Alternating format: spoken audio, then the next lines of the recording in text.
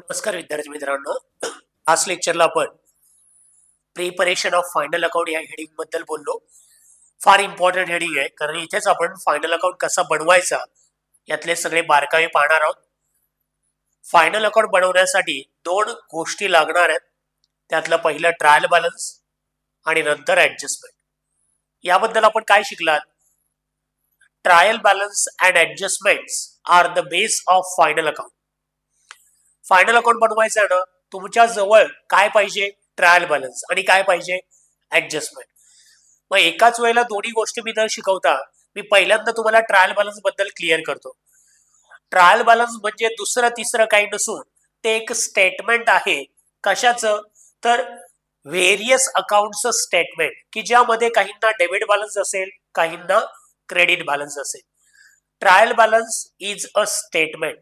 काय बाळगतो ते? स्टेटमेंट. कधी बनवलं जातं? Trial balance is prepared before preparing final account.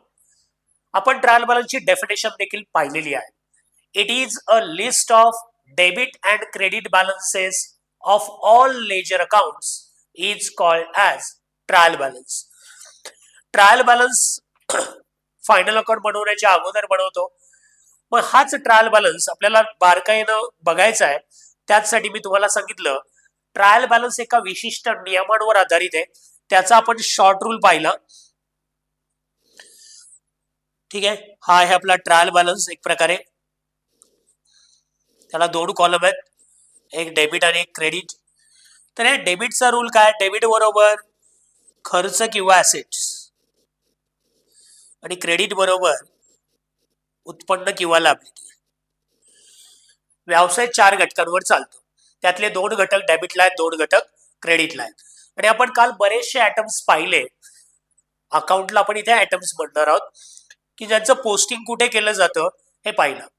परत काल आपण शिकला 2 प्रकारचे ट्रायल बॅलन्स असणार आहेत. एक जर्नल फॉर्मॅट, एक लेजर फॉर्मॅट. जो जर्नल एंट्री सारखा दिसतो तो जर्नल फॉर्मॅट. जो लेजर म्हणजे अकाउंट सारखा दिसतो तो लेजर फॉर्मॅट किंवा टी फॉर्मॅट.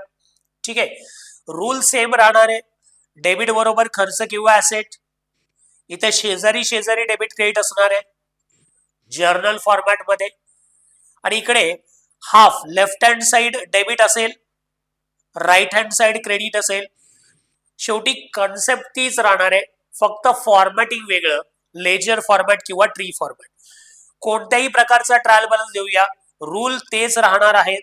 आणि म्हणून आपण त्याच्याबद्दल क्लिअर केलेलं आहे की दिलेला व्यवसाय जो काही असेल, त्या प्रॉब्लेम मधला दिलेला व्यवसाय जो काही असेल तो आपल्या मालकी हक्काचा आहे असं तिथे योग्य तो काय लावून, अर्थ लावून प्रत्येक ऍटमचं, प्रत्येक अकाउंटचं काय करायचंय मित्रांनो? पोस्टिंग करायचंय. आणि त्याचसाठी आपण एक गोष्ट परत एकदा क्लिअर करूया. दिलेल्या व्यवसायाचा मालक किंवा त्या बिझनेसच्या अँगलनं विचार करायचा आहे. आपल्या वतीनं तिथे काय लावायचं बाळांनो? अर्थ. आणि अर्थपूर्ण काय करायचंय? पोस्टिंग. आणि तेच पोस्टिंग किती वेळा केलं जाणार आहे? एकदाच. आणि म्हणून मी काही आयटम्स काल सांगितलेत, परंतु आज क्लिअर करेल. बाळांनो, आपल्याला 3 आन्सर आहेत, 3 उत्तर आहेत. कोणते 3 उत्तर आहेत? पहिला अकाउंट ट्रेडिंग अकाउंट, दुसरं काय? Profit and loss account. आणि शेवटचं उत्तर हे म्हणजे बॅलन्स शीट आहे. ठीक आहे, आता मी हे छोटे छोटे बनवलेत, परंतु तुम्हाला समजण्यासाठी पण आन्सर मध्ये खूप मोठे मोठे आपल्याला चार्ट्स बनवावे लागणार आहेत. ठीक आहे, तर पहिला अकाउंट आपण बनवलाय trading account. Trading account is a nominal account. Trading account हा कोणत्या अकाउंटचा प्रकारे वाढतो? नॉमिनल अकाउंटचा प्रकारे. बोला एकदा. Trading account is a nominal account and nominal rule for debit. Debit all expenses and losses, credit all income and gains. मित्रांनो, trading account हा nominal अकाउंटचा प्रकार आहे. त्याच्या डेबिटला व्यवसायाचे खर्च रेकॉर्ड केले जातील आणि क्रेडिटला इन्कम्स रेकॉर्ड केली जातील. ओके, उत्पन्न रेकॉर्ड केली जाणार आहे. Profit and loss is a account of nominal. Same trading account प्रमाणेच तोही नॉमिनल अकाउंटचा प्रकार आहे. त्याच्या डेबिटला खर्च आणि क्रेडिटला उत्पन्न रेकॉर्ड केली जाणार आहे. मग आपल्याला हे पहिल्यांदा क्लिअर करायचंय की सर, खर्च तर आपल्याला ट्रायल बॅलन्स मध्ये एकाच कॉलम मध्ये असणार आहेत. उदाहरणार्थ, ट्रायल बॅलन्स मध्ये तुम्हाला खर्च सगळे डेबिटला पाहायला मिळतील. पण इथे खर्च मात्र ट्रेडिंगलाही पाहायला मिळतात, प्रॉफिट अँड लॉसच्या डेबिटलाही पाहायला मिळतात. ट्रेडिंगला मांडायचं की प्रॉफिट अँड लॉसच्या डेबिटला, हा आमच्या समोर फार मोठा प्रश्न उभा राहणार आहे. सर, एखादी गोष्ट आपल्याला जेव्हा वाटेल की ते आपल्यासाठी खर्च आहे, मी ट्रेडिंगला मांडू की प्रॉफिट अँड लॉसला मांडू? आणि त्याचसाठी एक सिंपल लॉजिक मी तुम्हाला शिकवतोय आणि ते तुम्हाला कळलं पाहिजे शक्यतो, म्हणजे लवकरच कळेल. लगेच सुरुवातीला थोडं लिंक लागायला वेळ लागेल, पण मी परत एकदा बोलेल, जो प्रामाणिकपणे लेक्चर ऐकत असेल त्याला लवकर फायनल अकाउंट कळणार आहे. मित्रांनो, मी सोप्या भाषेत तुम्हाला क्लिअर करतोय. ट्रेडिंग अकाउंट म्हणजे दुसरं तिसरं काही नसून एक प्रकारे आपल्या व्यवसायाची काय समजायचंय, फॅक्टरी समजायचंय. ठीक आहे, मी जरा बाजूलाच लिहितो म्हणजे जेणेकरून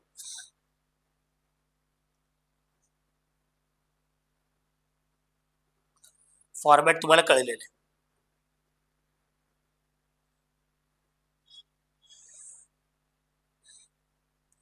ट्रेडिंग अकाउंट तुमच्या व्यवसायाची फॅक्टरी समजायचे. कोणता अकाउंट बांधतो? ट्रेडिंग अकाउंट आपल्या व्यवसायाची काय समजायचंय, फॅक्टरी. ओके. आणि प्रॉफिट अँड लॉस आपल्या व्यवसायाचं काय समजायचं मित्रांनो, ऑफिस समजायचं. ठीक आहे, ट्रेडिंग अकाउंट म्हणजे आपल्या व्यवसायाची फॅक्टरी समजा, प्रॉफिट अँड लॉस म्हणजे आपल्या व्यवसायाचं ऑफिस समजा. आता थोडं डोक्यात विचार करा, फॅक्टरीचे हिशोब हे फॅक्टरीमध्ये रेकॉर्ड केले जातील, म्हणजेच ते ट्रेडिंग अकाउंटला जातील. आणि जे हिशोब ऑफिसशी निगडित आहे किंवा जे खर्च उत्पन्न ऑफिसशी निगडित आहे ते सगळे प्रॉफिट अँड लॉसला रेकॉर्ड केले जातील. मग बांधो, फॅक्टरीमध्ये काय चालतं, वस्तूंची निर्मिती केली जाते. त्यासाठी आपण लक्षात ठेवा, आपण एक असे बिझनेसमॅन आहात की ज्या व्यवसायाची एक स्वतंत्र फॅक्टरी आहे की जिथे एक प्रोडक्ट मॅन्युफॅक्चर होत आहे. आपल्या स्वतःचं एक ऑफिस आहे की जिथे सगळं बिझनेस रिलेटेड काम चालू आहे. बापा, समजून घ्या, आपल्या बिझनेसची फॅक्टरी आहे की ज्या फॅक्टरीमध्ये प्रोडक्शन चालतंय आणि म्हणून प्रोडक्ट तयार करण्यासाठी, वस्तू तयार करण्यासाठी जे काही खर्च केले जातात त्याला मी बोलेल प्रोडक्टिव्ह एक्सपेन्सेस. काय? Productive expenses. उदाहरणार्थ, माझ्या फॅक्टरीमध्ये कॅल्क्युलेटर तयार केलं जातं. हे आहे कॅल्क्युलेटर. माझ्या फॅक्टरीमध्ये कॅल्क्युलेटर तयार केलं जातं. आता हे कॅल्क्युलेटर ऑफिसमध्ये तर नाही बनलंय, फॅक्टरीमध्ये बनलंय. मग याच्यासाठी खूप वेगवेगळ्या वस्तू लागलेल्या आहेत आणि हे कॅल्क्युलेटर बनवण्यासाठी वेगवेगळ्या प्रकारचे आपल्याला खर्च करावे लागलेले आहेत. मग ह्या कॅल्क्युलेटर बनवताना जेवढेही खर्च झाले असतील ते सगळे आपल्या ट्रेडिंग अकाउंटला रेकॉर्ड केले जातील. ओके, म्हणजे प्रोडक्ट तयार करण्यासाठी लागणारा खर्च. आता अजून सोपं करून सांगतो. बांधो, असं गृहीत धरा, आपल्या फॅक्टरीमध्ये बटाट्याचे वेफर्स बनवले जातात.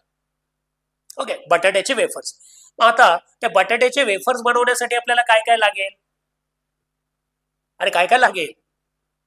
बटाटे तर लागतील, मग ते खरेदी करावे लागतील आपल्याला, बरोबर. बटाटे तळण्यासाठी ऑइल, तेल लागेल, गॅस लागेल, बरोबर.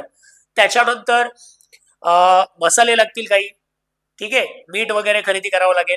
हे ज्या काही गोष्टी आपल्याला लागतील त्या सगळ्या प्रोडक्टिव्ह एक्सपेन्सेस मध्ये ट्रीट केल्या जातील. क्लिअर आहात?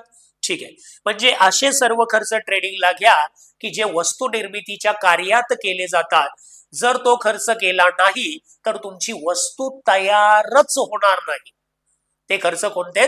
प्रोडक्टिव्ह. आणि दुसरे बांधो, असे खर्च की जो खर्च वस्तू निर्मितीच्या कार्यात अजिबातही होत नाही त्याला म्हणायचंय अनप्रोडक्टिव्ह.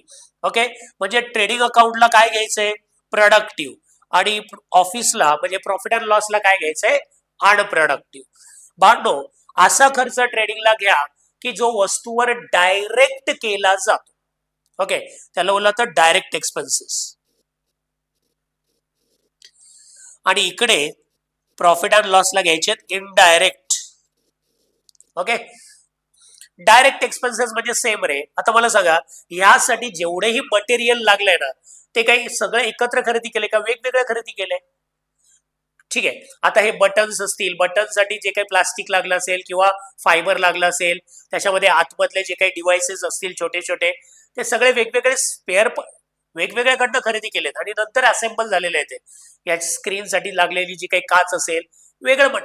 याच्यासाठी फिटिंग करण्यासाठी लागलेले स्क्रू हे सगळे वेगवेगळे खरेदी केलेले आहेत. म्हणजे असे खर्च की जे वस्तू निर्मितीवर करताना ते वस्तूमध्ये होतात, वस्तूवर होतात, त्याच्याशिवाय वस्तू बनू शकत नाही असे डायरेक्ट. आणि इकडे कोणते? इनडायरेक्ट. मगाशी क्लिअर केले. ट्रेडिंग अकाउंट म्हणजे आपल्या व्यवसायाची काय बांधतो? फॅक्टरी. प्रॉफिट अँड लॉस म्हणजे आपल्या व्यवसायाचं काय? ऑफिस. ट्रेडिंग अकाउंटला खर्च रेकॉर्ड करताना वस्तू तयार होण्याच्या अगोदरचे त्याला म्हटलं जातं बिफोर प्रोडक्शन, आणि इकडे घ्यायचे आफ्टर प्रोडक्शन. ठीक आहे, हा सगळ्यात महत्वाचा फरक आहे. आणि म्हणून नेहमी बोलायचं ट्रेडिंग आणि प्रॉफिट अँड लॉसला पोस्टिंग करताना मनात बोललंच पाहिजे productive unproductive, direct indirect, factory, office, before production, after production. आणि हे सगळं आपल्याला खर्च उत्पन्न ट्रायल बॅलन्स मध्ये दिले जाणार आहेत.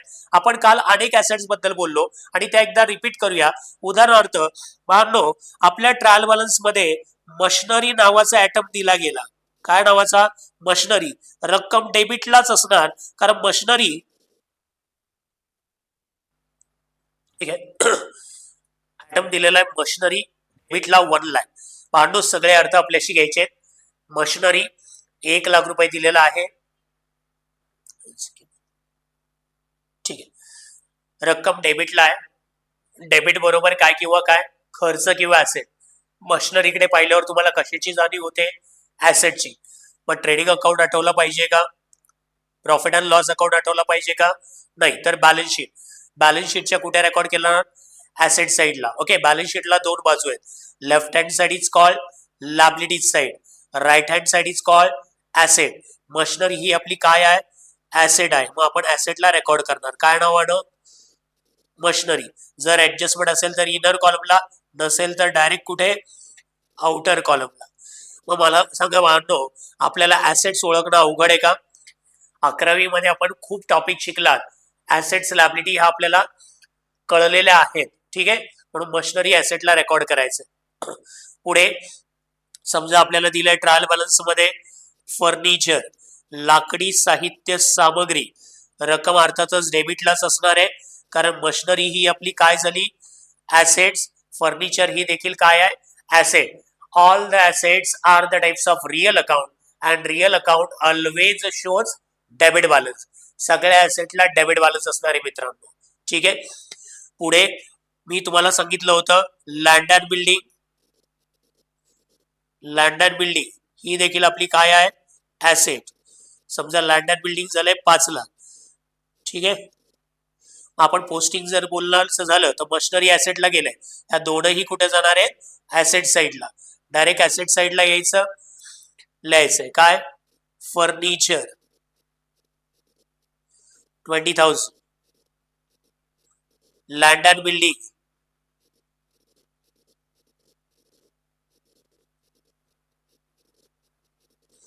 5 लाख. ठीक आहे, अशा अनेक ऍसेट्स रेकॉर्ड होणार आहेत. आता मी प्रत्येक गोष्ट इथे रेकॉर्ड करत नाहीये, फक्त मी ओरली एक्सप्लेन करतोय. ठीक आहे, पहा पुढे काही वेळेला आपल्याला नाव दिलं जातं बिझनेस प्रिमायसेस. काय नाव दिलं जातं? Business premises. ओके, रक्कम डेबिटलाच असणार आहे. त्याला बोललं जातं भव्य इमारत. बोला, आपल्या व्यवसायाची एक भली मोठी इमारत आहे, त्याला बोललं जातं बिझनेस प्रिमायसेस. ओके, मग बिझनेस प्रिमायसेस ही आपली काय झाली? ऍसेट. कुठे रेकॉर्ड केलं जाईल? बॅलन्स शीटच्या ऍसेट साइडला. बॅलन्स शीटला 2 बाजू आहेत. Left hand side is called liabilities side and right hand side is called asset side. ठीक आहे, समजा आपल्या व्यवसायाकडे कार असेल, मोटर कार, तर मोटर कार ही देखील काय झाली? ऍसेट. मग मोटर कार ऐवजी काही वेळेला शब्द, कॉमन शब्द वापरला तो व्हेइकल्स. व्हेइकल्स, वाहनं, सर्व प्रकारच्या गाड्या, व्हेइकल्स, ती आपली देखील काय झाली आहे? ऍसेट्स. लाईव्ह स्टॉक काल एक्सप्लेन केलं. लाईव्ह स्टॉक, लाईव्ह स्टॉकला कोणता बॅलन्स असतो? Debit balance. सर्व प्रकारचे प्राणी, ऍनिमल्स, हे देखील आपली काय आहे? ऍसेट. ऍनिमल साठी कोणता अकाउंट असतो? Live stock. ओके, मी तुम्हाला काल सांगितलं होतं आपल्याकडे जर सॉरी अजून काही क्लिअर करतो. ऑफिस आहे, ऑफिसमध्ये कॉम्प्युटर आहे, लॅपटॉप आहे, प्रिंटर आहे. या सगळ्यांना कोणता बॅलन्स असेल वाढतो?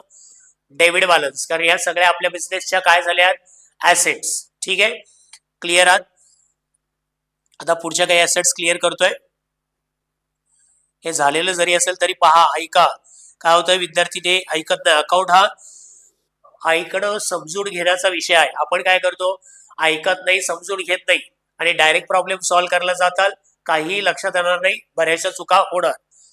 आपल्याकडे पैसे आहेत, समजा मी बोललो कॅश इन हँड किंवा फक्त कॅश नावाने दिलं जातं, कॅश इन हँड किंवा कॅश नावाने दिलं जाईल. आपल्याकडे 40,000 रुपये आहेत. अर्थातच तो पैसा आहे कोणाचा? आपला. आपली ती काय झाली ऍसेट. सगळे अर्थ कोणाशी घ्यायचे? आपल्याशी. आपण बिझनेस आहोत, बिझनेसच्या अँगलनं विचार करा. दिलेला व्यवसायच आपला आहे या अँगलनं विचार करा. कॅश इन हँड आपली ऍसेट झाली. कॅश ऍट बँक, बँकेत पैसा आहे. शेवटी बँकेत पैसा आहे कोणाचा? आपला. आपली ती काय ऍसेट. अरे खिशात असलं काय की बँकेत असलं काय? त्या पैशाचा मालक कोण? आपण. आपली काय झाली ऍसेट. समजा 50,000 असेल, डायरेक्ट कुठे रेकॉर्ड केलं जाईल? बॅलन्स शीटच्या ऍसेट साईडला. अजून उदाहरण सांगायचं झालं तर बाळांनो, कॅश ॲट बँकला दुसऱ्याही नावाने ओळखलं जातं, त्याला बोललं जातं bank balance. Okay, cash at bank बोला किंवा बँक बॅलन्स बोला, दोघांचा अर्थ काय एकच. डेबिटला रक्कम दिली आहे, डेबिट बरोबर खर्च किंवा ऍसेट. बँकेत पैसा आहे, हा काय आपला खर्च नाहीये, आपली काय आहे ऍसेट आहे. Bank balance asset, cash in hand asset. ठीक आहे. आता एखादा विद्यार्थी म्हणेल की सर तुम्ही काल आम्हाला काही अदृश्य मालमत्ता सांगितल्या होत्या, त्या परत रिपीट करा. तर मी परत एकदा रिपीट करतोय. पहा, गुडविल. ओके, गुडविल नावलौकिक, डेबिटला आहे, ऍसेट आहे आपली. गुडविल, पेटेंट्स, कॉपीराइट, ट्रेडमार्क,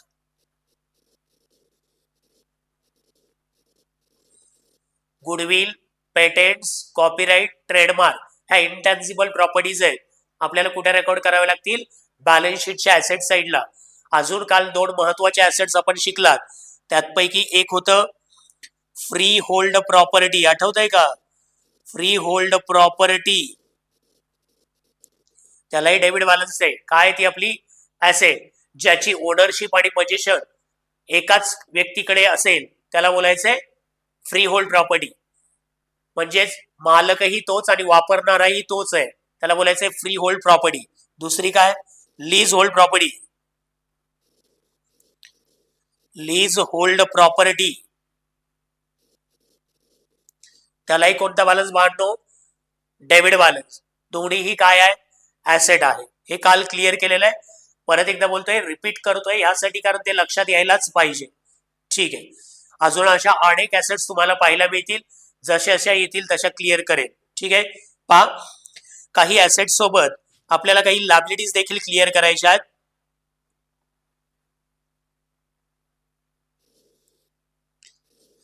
आपल्याला व्यवसाय करण्यासाठी पैशांची गरज आहे आणि आपल्या स्वतःकडे पैसे नाहीयेत. आपण कुठे जातो? बँकेत जातो आणि बँकेकडनं लोन घेतो, त्याला आपण बोलूया बँक लोन. ओके, आपण बँकेकडनं लोन घेतलंय, समजा आपण 15 लाखाचं लोन घेतलेलं आहे. पण लोन घेतलंय ते आज ना उद्या आपण दुसऱ्यांना काय लागतो? देणं लागतो. Total amount payable by business to others. आपण ज्या ज्या रकमा, आपला व्यवसाय ज्या ज्या रकमा इतर लोकांना देणं लागतो, त्या सगळ्या आपल्या बिझनेसच्या काय लायबिलिटीज आहेत. मग बँक लोन ही काय आहे? लायबिलिटी. मग डायरेक्ट आपल्याला कुठे रेकॉर्ड करायचंय? लायबिलिटीला. पहिल्यांदा 3 ओळी पहिल्या जागा सोडाव्या लागणार आहेत. आता काय हळूहळू कळेलच. पुढे आहे म्हणजे आपण लिहिणार आहात बँक लोन, लायबिलिटी साईडला रेकॉर्ड करणार. ऍडजस्टमेंट असेल तर इनरला रेकॉर्ड करायचंय, नसेल तर डायरेक्ट आउटरला रेकॉर्ड करणार आहोत. हे आपण काय शिकतोय बाळांनो? पोस्टिंग. पोस्टिंग किती वेळा होतं? एकदाच. पुढे बँक ओव्हरहेड ड्राफ्ट, याच्याबद्दल तुम्ही 11वी मध्ये शिकला असाल. टाइप्स ऑफ बँक अकाउंट मध्ये क्लिअर केलं होतं. बँक ओव्हरहेड ड्राफ्ट विद्यार्थी मित्रांनो, प्रत्येक बिझनेसमन बँकेमध्ये करंट अकाउंट उघडतो की ज्या करंट अकाउंट मध्ये एक फॅसिलिटी मिळते, over draft facility. For example, आपल्या बँकेमध्ये 10 लाख रुपये आहेत, आपला बँक बॅलन्स आहे. आपला बँक बॅलन्स किती आहे? 10 लाख रुपये. आणि आपल्याला कामं करता 13 लाख रुपयांची गरज आहे. तुम्ही सेव्हिंग अकाउंटवर गेलात तर तुम्हाला तुमच्या खात्यात जेवढे पैसे आहेत तेवढे पैसे विड्रॉ करता येतील, किंवा तेवढेही नाही, मिनिमम बॅलन्स ठेवून उरलेले विड्रॉ करता येतील. ओके, हे सगळे अमाऊंट सुद्धा विड्रॉ करता येणार नाही तुम्हाला. परंतु करंट अकाउंट असं अकाउंट आहे की ज्याच्यामध्ये तुमच्या खात्यामध्ये जेवढे पैसे आहे ते तर विड्रॉ करता येतीलच, परंतु त्यापेक्षाही जास्तीची गरज जर तुम्हाला असेल तर ते विड्रॉ करता येईल. उदाहरणार्थ, आपल्याला 13 लाख रुपयांची गरज आहे, आपल्या खात्यात किती होते? 10 लाख, आणि आपण विड्रॉ किती केले? 3 लाख जास्त विड्रॉ केले. 10 लाख बॅलन्स होता, 10 लाख रुपये इतका बॅलन्स होता, आपण विड्रॉ केले 13 लाख. म्हणजे किती जास्त? 3 लाख जास्त. त्याला बोलतात ओव्हर ड्राफ्ट. ड्राफ्ट म्हणजे काढणे, ओव्हर म्हणजे जास्त. बँकेतून जास्त पैसे काढले त्याला बोललं जातं बँक ओव्हरड्राफ्ट. मला सांगा, आपल्या खात्यातून 13 लाख रुपये आपण विड्रॉ केले होते, किती? 10 लाख. 3 लाख जास्त काढले, तो पैसा काय आपला आहे का रे बाळांनो? नाही. आपण बँकेला तो पैसा आज ना उद्या देणं लागतो. देणं, देणी, देता, जबाबदारी म्हणजे ती बाळांनो होईल आपली लायबिलिटी. म्हणून बँक ओव्हरड्राफ्ट ही आपली लायबिलिटी आहे. समजा बँक ओव्हरड्राफ्टला अमाऊंट लिहितोय मी 3 लाख रुपये. 3 लाख. बँक ओव्हरड्राफ्ट ही काय झाली? लायबिलिटी झाली. मग मी बॅलन्स शीटच्या लायबिलिटी साईडला येईल आणि रेकॉर्ड करेल bank overdraft 3 lakh. 3 lakh. Clear आहात? पुढे हे सगळं पोस्टिंग अतिशय सोपं आहे. पोस्टिंग काही फार अवघड नाहीये. पुढे क्लिअर करेल बाळांनो, अनेक वेळेला आपण कस्टमर लोकांना उधारीने माल विकतो. कस्टमर लोकांना काय विकतो? उधारीने माल विकतो. मग एकाच कस्टमरला उधारीने माल विकतो का? तर नाही. अनेक कस्टमर लोकांना उधारीने माल विकतो. म्हणून अनेक याला शब्द वापरतो आपण सन्ड्री. आणि ज्या ज्या लोकांना उधारीने माल विकतो त्याला आपल्याला अकाउंट्स मध्ये डेटर्स म्हटलं जातं. Okay, sundry debtors. Sundry debtors म्हणजे मराठीमध्ये जर बोलायचं झालं तर त्याला ऋणको असा शब्द आहे. ऋणको. ऋणको. किंवा सरळ सांगायचं झालं तर आपण अजून सोपं करूया, कर्जदार.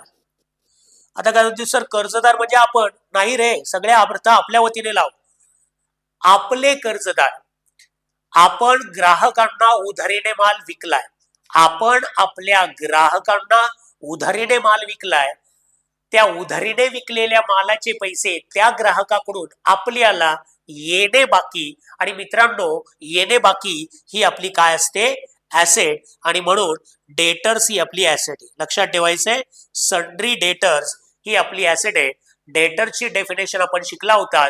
अ person who owes money to the business. A person who owes money to the business. असा व्यक्ती का जो आपल्या व्यवसायाचे पैसे देणं लागतो.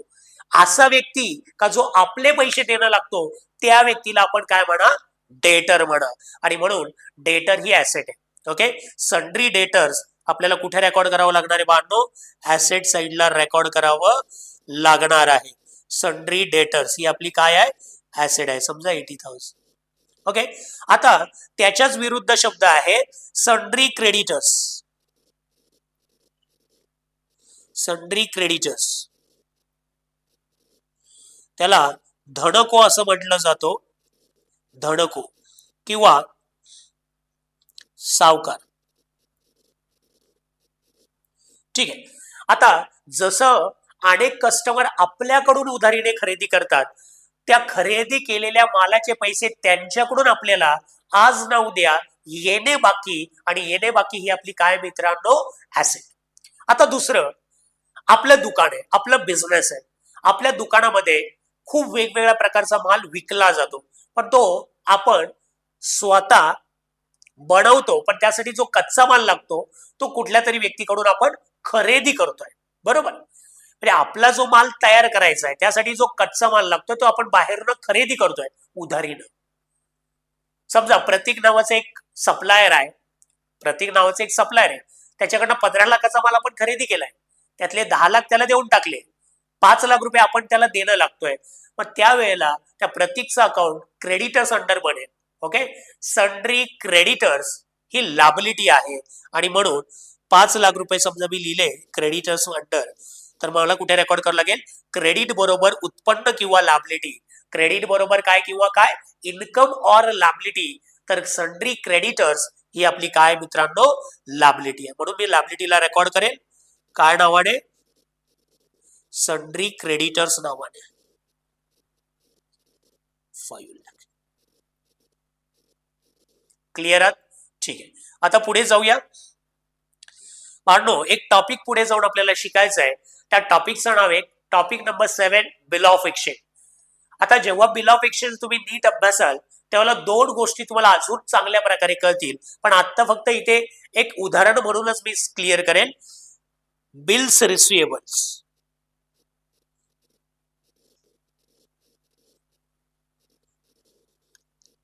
बिल्स रिसिवेबलची रक्कम डेबिटला आहे समजा 20,000. Okay, bills receivable.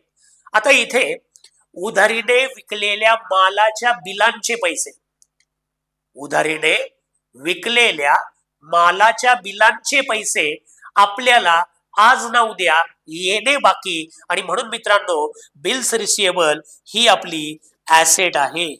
Bills receivable ही आपली काय आहे? ऍसेट आहे. उधारीने विकलेल्या मालाच्या बिलांचे पैसे आपल्याला आज ना उद्या येणे बाकी, आणि म्हणून बिल्स रिसिवेबल ही आपली काय आहे? ऍसेट आहे. त्याच्या विरुद्ध मित्रांनो मी बिल्स पेएबल बद्दल बोलतोय. बिल्स पेएबल, त्याची रक्कम अर्थातच क्रेडिटला असणार आहे. क्रेडिट बरोबर उत्पन्न किंवा लायबिलिटी, आणि बिल्स पेएबल ही आपली लायबिलिटी आहे मित्रांनो. मग याचं काय बोलणार? उधारीने खरेदी केलेल्या मालाच्या बिलांचे पैसे आपण दुसऱ्यांना आज ना उद्या देणे बाकी, आणि म्हणून बिल्स पेएबल लायबिलिटी आहे. पहा, बिल्स रिसिवेबल ऍसेट आहे, बिल्स पेएबल लायबिलिटी आहे. मग बॅलन्स शीटला रेकॉर्ड केलं जाणार आहे. ओके, आपल्या उत्तराला एकूण 6 बाजू आहे बांधू. पहा, ट्रेडिंग अकाउंटला 2, 1, 2, प्रॉफिट अँड लॉसला 2, म्हणजे इथे 3 आणि 4, आणि इथे 2, 5 आणि 6. आपल्या आन्सरला टोटल 6 बाजू आहेत. त्या 6 बाजूपैकी पोस्टिंग एकाच बाजूला होणार आहे. म्हणजे 5 बाजू अशा असतील तिथे पोस्टिंग जाणार नाही, एकच करेक्ट बाजू कुठली तरी असणार आहे. आणि त्याच बाजूवर करेक्ट पोस्टिंग जाण्यासाठी आपल्याला योग्य अर्थ लावायचा आहे आपल्या वतीने. आता परत एकदा मगाशी क्लिअर केलेला ट्रेडिंग आणि प्रॉफिट अँड लॉस मधला फरक बघूया आणि लगेचच आपल्या पुढच्या पोस्टिंगकडे जाऊया. मला सांगा, मी ट्रेडिंग अकाउंट म्हणजे काय सांगितलंय? आपल्या व्यवसायाची फॅक्टरी. प्रॉफिट अँड लॉस काय बोललोय? ऑफिस. ओके, ट्रेडिंग मध्ये काय चालतं? प्रोडक्शन. म्हणून ट्रेडिंग अकाउंटला प्रोडक्टिव्ह, इकडे unproductive, direct, indirect, factory, office, before production, after production, असं आपण पाहिलेलं आहे. आता आपण काही महत्वाचे आयटम्स पाहणार आहोत आणि पोस्टिंग शिकणार आहोत. फार इंटरेस्टिंग असेल, नीट पाहून घ्या, समजून घ्या.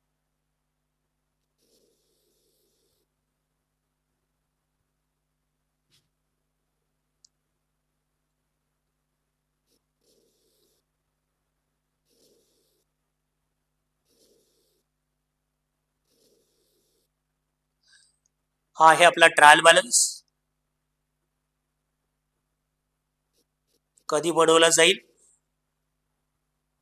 Before preparing final account.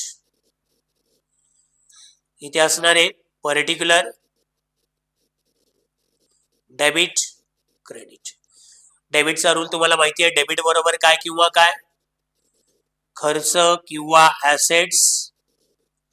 Credit बरोबर उत्पन्न किंवा लायबिलिटी.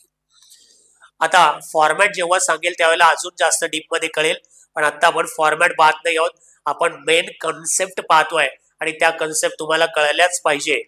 त्यासाठी एक एक्झाम्पल घेतोय. पहा, वेजेस.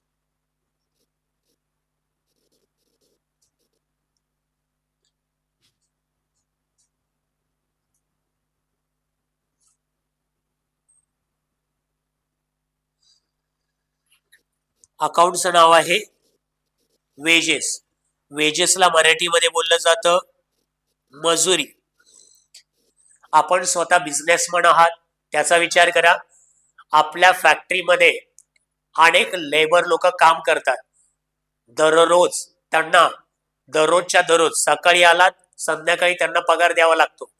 म्हणजे काही लेबर हे डेली वेजेसवर काम करतात, काही लेबर हे वीकली वेजेसवर काम करतात. सोमवार ते शनिवार काम करतात, रविवारी पैसे मागायला येतात. म्हणजे वेजेस हे डेली बेसिसवर असतं, वीकली बेसिसवर असतं आणि काही ठिकाणी मंथली बेसिसवर देखील असू शकतं. ठीक आहे.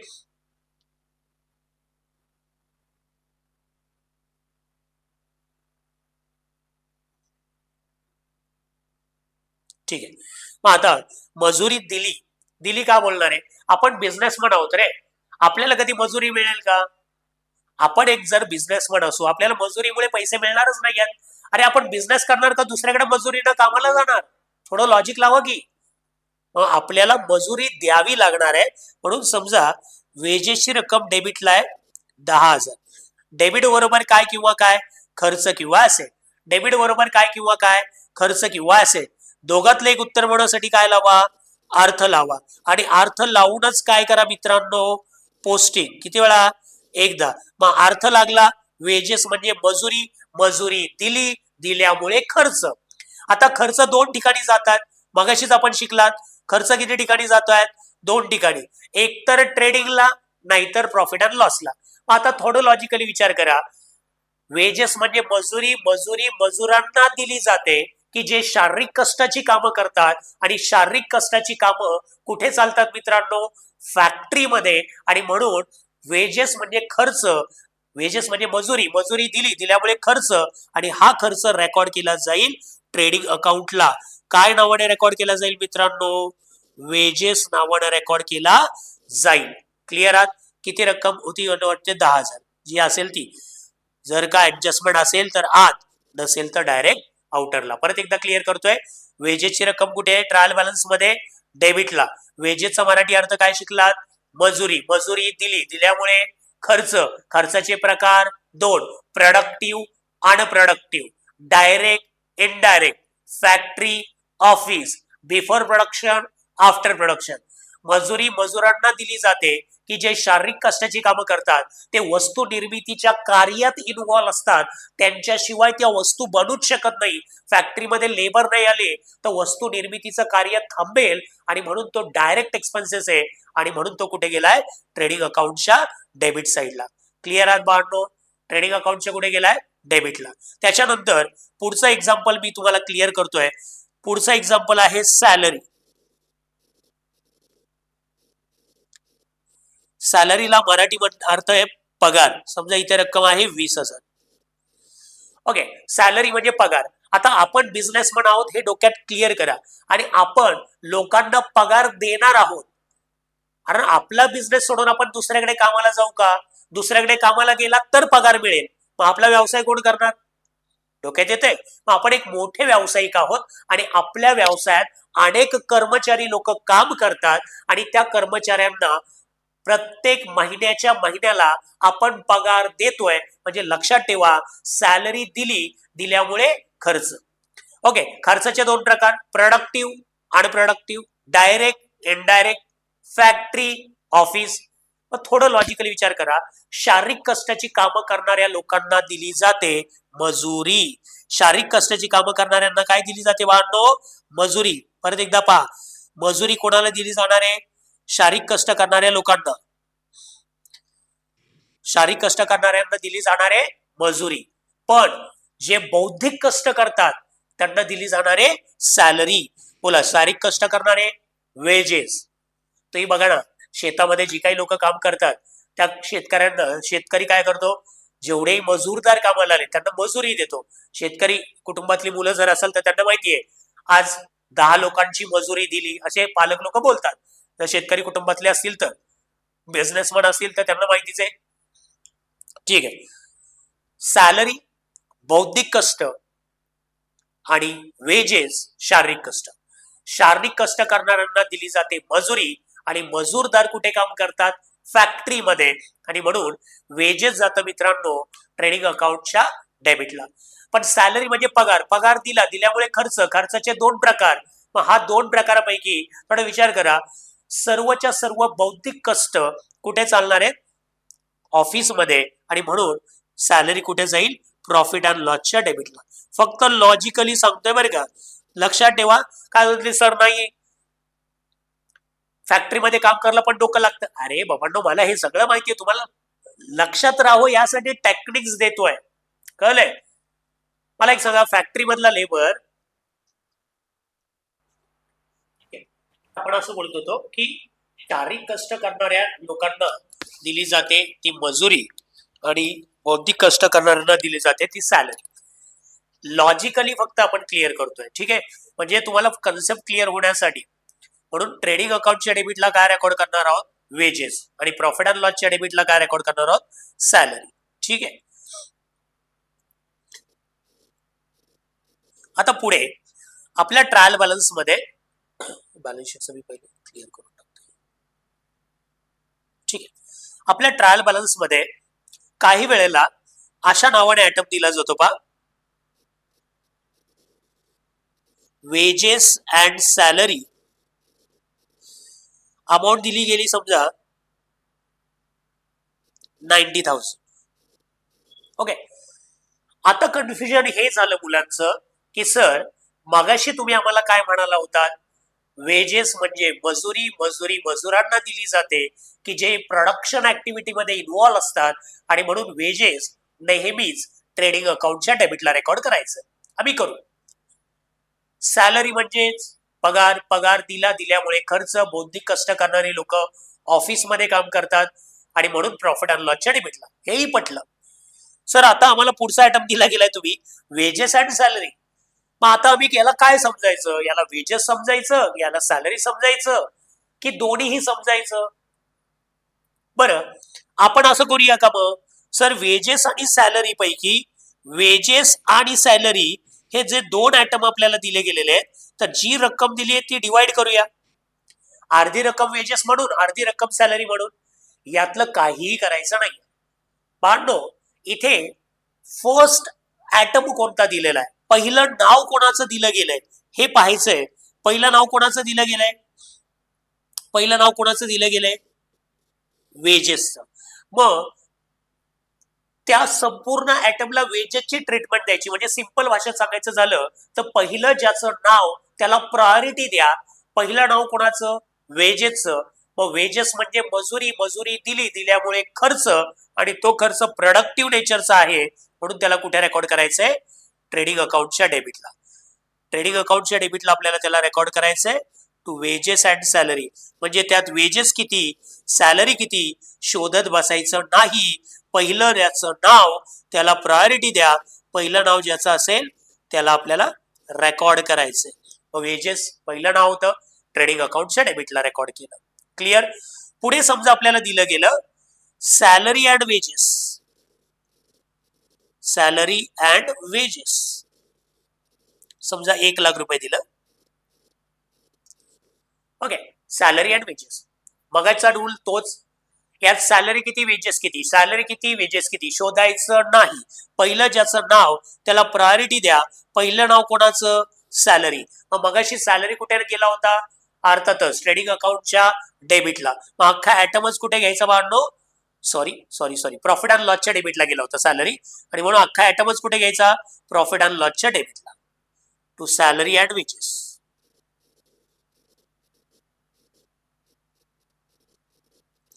ऍडजस्टमेंट असेल तर इनर कॉलम, नसेल तर आउटर कॉलम. क्लिअर आहात? समजलं इथपर्यंत? 4 आयटम क्लिअर झाले. Wages debited to trading account, salary debited to profit and loss account, wages and salary first name आहे वेजेस ट्रेडिंगच्या डेबिटला, salary and wages first name आहे सॅलरी प्रॉफिट अँड लॉसच्या डेबिटला.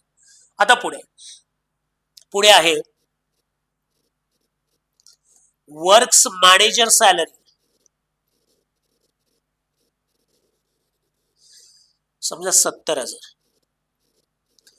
आता अनेक जण म्हणतील हो सर हे सोपं, आम्हाला कळलं, मॅनेजर कुठे असतो? ऑफिसमध्ये असतो. बाळांनो थोडं शांत डोक्याने विचार करा. इथे काय दिलाय item? Works manager salary. Salary म्हणजे पगार. पगार दिल्यामुळे खर्च, आणि तुम्ही लगेच प्रॉफिट अँड लॉसच्या डेबिटला रेकॉर्ड कराल तर जागेवर तुम्हाला चुकीचं दिलं जाईल. कारण त्या प्रत्येक आयटमचं लॉजिक नीट समजून घ्या. कारण कुठलंही उदाहरण पाठ करायचं नाहीये, अंडरस्टँडिंग करायचंय. मी तुम्हाला असं म्हणालोय की आपल्या फॅक्टरीमध्ये 100 लोक काम करतात, 100 लेबर लोक काम करतात, 100 लेबर लोक काम करतात. आता ही 100 जी लेबर लोक आहेत, ती 100 लोक जर त्यांच्यावर कोणी लक्ष ठेवणार नसेल ना, तर ते नीट कामच करणार नाही, टाइमपास करतील. आता तुम्हीच बघा की तुम्ही आता मोबाईलवर लेक्चर ऐकताय, तुमची आई किंवा वडील तुमच्या अवतीभोवती असतील तर तुम्ही मोबाईलवरती व्यवस्थित मनापासून लेक्चर ऐकताय. का तर आई बघतीये, वडील बघताय. आणि तुमचे आई वडील तुमच्याकडे बघत नसतील तर तुम्ही लगेच लेक्चर काय करणार? बंद करणार आणि व्हॉट्सअप किंवा फेसबुक, इन्स्टा तुम्ही चालू करणार. म्हणजे बाळांनो, जर का तुम्हाला इफेक्टिव्ह काम करून घ्यायचं असेल तर त्यांच्यावर लक्ष ठेवायला कोणीतरी पाहिजेच. जसं की बघा, आता शेतकरी कुटुंबातल्या मुलांना हे माहिती आहे, मी वारंवार बोलतोय, कारण थोडा शेती हा सुद्धा बिझनेस आहे आणि हेही बिझनेसच आहे, आणि म्हणून इथलं तुम्हाला बऱ्याच गोष्टी क्लिअर होतील. समजा असं गृहीत धरा, तुमच्या शेतामध्ये कांदे काढण्याचं काम चालू आहे, कांदे काढण्याचं काम चालू आहे, ओके. आणि तुमच्या शेतामध्ये 10 लोक काम करतात. किती लोक काम करतात कांदे काढण्यासाठी? 10. आणि आई आणि वडील असे 2 लोक त्यांच्यासोबत काम करतात. पण तुमच्या घरी अचानक पाहुणे आले. मग आई आणि वडील ते पाहुणे आल्यामुळे ते घरी गेले. मग ते 10 लोक जी आहेत ना, ती 10 लोक आई वडील असताना मनापासून काम करतील, कारण त्यांना माहिती ही लोक आपल्याला पैसे देणार आहेत कामाचे. आपण काम नीट नाही केलं तर पैसे आपले कमी होतील किंवा आपल्याला ओरडा खावा लागेल. मग तसंच आहे, जर आई वडील जर 2 तास किंवा 1 तास घरी गेले तर कोणीतरी उठेल, टाइमपास करेल, ओके. म्हणजे याचा अर्थ की त्यांच्यावर आई आणि वडील लक्ष ठेवून आहेत म्हणून ते काम करतात. तसंच आहे, ह्या 100 लेबरकडनं चांगलं काम करून घ्यायचं असेल तर 2 किंवा 3 म्हणजे त्यांच्यावरती लोक लक्ष ठेवायला पाहिजे.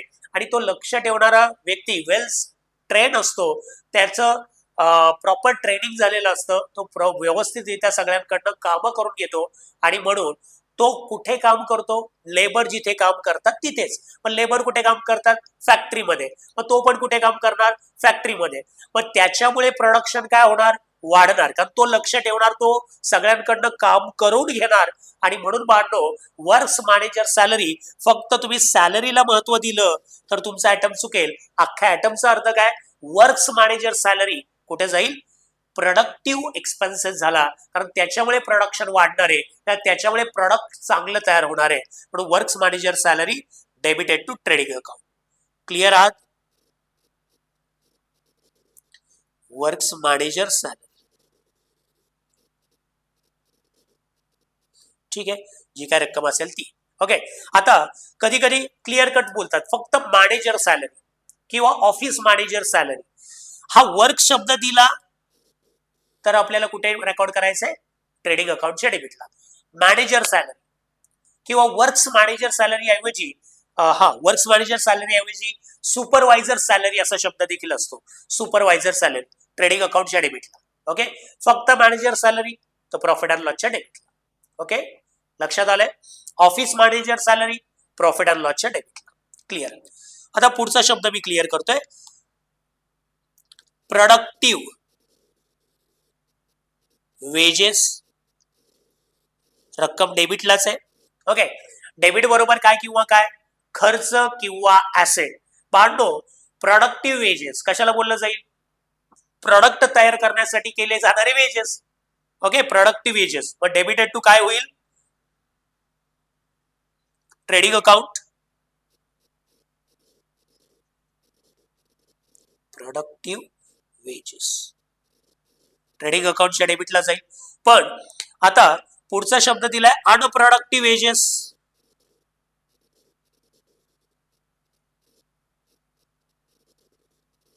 आता तुम्ही फक्त वेजेसला महत्व नका देऊ, अख्खा आयटमच बघा. अनप्रोडक्टिव्ह आठवतंय? प्रोडक्टिव्ह गोष्टी ट्रेडिंगला, अनप्रोडक्टिव्ह गोष्टी प्रॉफिट अँड लॉसला. Direct, indirect, factory, office, before production, after production. मग क्लिअरली सांगितलं त्यांनी, अनप्रोडक्टिव्ह वेजेस कुठे जाईल? प्रॉफिट अँड लॉसच्या डेबिटला. हाय प्रॉफिट अँड लॉस त्याच्या डेबिटला. Unproductive wedges.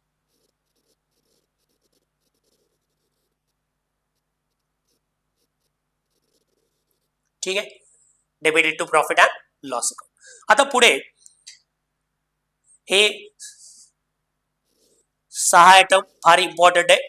6 आयटम बोला. Wages debited to trading account, salary debited to profit and loss account, wages and salary debited to trading account, salary and wages debited to profit and loss account, works manager salary debited to trading account, productive wages debited to trading account, unproductive wages debited to profit and loss account. हे 7 item 7 item important आहे. आता पुढे जाऊया. बांधो मी एक शब्द घेतोय light bill. Light bill. Okay, light bill. आता इथे मी सिंपल शब्द घेतलाय की जो तुम्हाला कळावा. Light bill. आपल्या घरामध्ये लाईटचं बिल येतं. लाईट बिल भरल्यामुळे आपला काय होतोय? खर्च. तसंच बिझनेसमध्ये पण लाईटची गरज आहे. मग लाईटचं बिल भरल्यामुळे काय होईल? खर्च. मग हा खर्च कुठे रेकॉर्ड केला जाईल असं तुम्हाला वाटतंय? लाईटची गरज कोणाला आहे? सर लाईट फॅक्टरीमध्ये पण असते, सर लाईट ऑफिसमध्ये पण असते. आता मी त्याला रेकॉर्ड कुठे करायचं? तर नीट ऐका बाळांनो, किरकोळ स्वरूपामध्ये जेव्हा लाईटचं कन्झम्पशन केलं जातं, किरकोळ स्वरूपात जेव्हा लाईटचं कन्झम्पशन केलं जातं तेव्हा त्याला लाईट बिल किंवा दुसरं नाव आहे electricity charges. Electricity charges. Okay, किरकोळ स्वरूपामध्ये आपण जेव्हा लाईटचा वापर करतो तेव्हा त्याला काय शब्द वापरला जातो? लाईट बिल किंवा काय? Electricity charges. मग विद्यार्थी मित्रांनो, लाईट बिल किंवा इलेक्ट्रिसिटी चार्जेस हे जातं प्रॉफिट अँड लॉस अकाउंटच्या डेबिटला, कारण खर्च आहे. तर लाईटचं बिल भरल्यामुळे खर्च. खर्चाचे 2 प्रकार, productive, unproductive, direct, indirect, factory, office, before production, after production. पण साधं लॉजिकली विचार करा, लाईटचं बिल भरल्यामुळे खर्च, पण हा खर्च किरकोळ स्वरूपामध्ये असतो आणि म्हणून त्याला कुठे रेकॉर्ड केलं जातं? प्रॉफिट अँड लॉसच्या डेबिटला. म्हणजे तुम्ही लाईट बिल किंवा इलेक्ट्रिसिटी चार्जेस डेबिटेड टू काय होणार आहे? प्रॉफिट अँड लॉसच्या डेबिट. Electricity charges. क्लिअर आहे? हे 2-3 लेक्चर किंवा आजचं लेक्चर पूर्ण ऐकायचंच आहे, काही लिहायचंच नाहीये, फक्त ऐकायचंय, शब्दसाठा वाढवायचा आहे. ओके, प्रत्येक गोष्ट आता लगेच लिहायचं नाही, लिखाणाचं काम पुढे जाऊन चालू होईलच. मग काय झालं सर? कळलं, किरकोळ स्वरूपामध्ये आपण लाईट वापरली म्हणून त्याला लाईट बिल बोललात, आणि लाईट किरकोळ स्वरूपात ऑफिसमध्ये वापरली जाते म्हणून प्रॉफिट अँड लॉसच्या डेबिटला. मग फॅक्टरीला पण लाईट लागते की सर? फॅक्टरीला आम्ही जी लाईट वापरतो मग त्याला काय शब्द वापरला जातो? भांडो इथे अकाउंटिंग भाषेमध्ये त्याला मोटिव्ह पॉवर असं म्हटलं जातं. Motive power. मोठ्या प्रमाणावर ज्या वेळेला लाईटचं कन्झम्पशन होतं, फक्त लाईट एकमेव पॉवर नाही, लाईट अदर पण वेगवेगळ्या प्रकारच्या पॉवर असतील, त्याला दुसरं नाव आहे पॉवर अँड फ्युएल. ओके, म्हणजे भांडो मोटिव्ह पॉवर किंवा पॉवर अँड फ्युएल असे जेव्हा शब्द येतील तेव्हा लक्षात ठेवायचं आहे की त्या वेगवेगळ्या प्रकारच्या पॉवर असतील, इलेक्ट्रिक पॉवर असेल किंवा कोळशापासून तयार होणारी ऊर्जा तयार असेल किंवा इतर वेगवेगळे गॅसेस वगैरे असतील, मग याला शब्द वापरला जातो मोटिव्ह पॉवर किंवा पॉवर अँड फ्युएल. किरकोळ स्वरूपात वापरलं तर लाईट बिल किंवा electricity charges debited to profit and loss account. पण फॅक्टरीसाठी जी लागते पॉवर त्याला मोटिव्ह पॉवर किंवा काय बोलतात? Power and fuel. दोन्हीही खर्च प्रोडक्टिव्ह एक्सपेन्सेस आहे आणि म्हणून डेबिटेड टू काय होणार आहे? Trading account.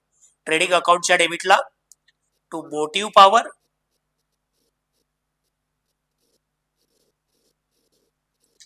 किंवा पॉवर अँड फ्युएल. ठीक आहे. अजून तिसरं त्याला नाव वापरलं जातं मित्रांनो, coal, gas, water, petrol, diesel, oil. Okay, coal, gas, water, petrol, diesel, oil रक्कम डेबिटलाच आहे. डेबिट बरोबर काय किंवा काय? खर्च किंवा ऍसेट. दोघातलं एक उत्तर होण्यासाठी काय लावा? अर्थ. मग मला सांगा, coal, gas, water, petrol, diesel, oil आपल्या बिझनेसला खरेदी करावं लागतं. खरेदी केल्यामुळे काय होतो? खर्च, आणि तो खर्च केला नाही तर फॅक्टरीमध्ये प्रोडक्शन होणार नाही. म्हणून बाळांनो, motive power, power and fuel, coal, gas, water, petrol, diesel, oil हे सगळे प्रोडक्टिव्ह नेचरचे एक्सपेन्सेस आहे. म्हणून कोल, गॅस, वॉटर हा देखील ट्रेडिंग अकाउंटच्या काय डेबिटला जातो. ओके, खरं तर आपण आता जे काही आयटम्स पाहतोय ते फार इम्पॉर्टंट आहे. एक दोन लेक्चर काय होतं माहितीये, मुलांना घाई कशाची असते, सर आम्हाला प्रॉब्लेम चालू करायचे लवकर. अरे बाबांनो, प्रॉब्लेम शिकण्यासाठी जे बेसिक मटेरियल लागतं ना, ते हे सगळं ऐकणं आहे.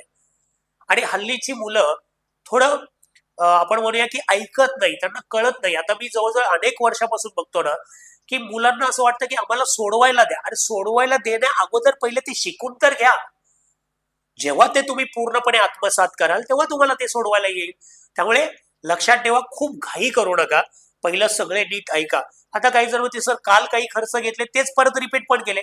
अरे ऐका ते, कारण ते गरजेचं आहे. वर्षभर लक्षात ठेवायचंय तुम्हाला, एक दोन दिवस नाही लक्षात ठेवायचंय, वर्षभर लक्षात ठेवायचंय. त्यामुळे रिपिटेशन जरी झालं तरी प्रत्येक लेक्चर ऐका. मी तर म्हणेल एक लेक्चर दोनदा नाही, तीनदा ऐका, चालेल, फायदा तुमचा आहे. ओके, आणि जर का आपल्याला हे नॉलेज फक्त मार्क मिळवण्यासाठी नाही तर फ्युचरमध्ये याच्या बेसवर आधारित आपण सीए, सीएस, सीएमए फाउंडेशनचं प्रिपरेशन करणार आहोत.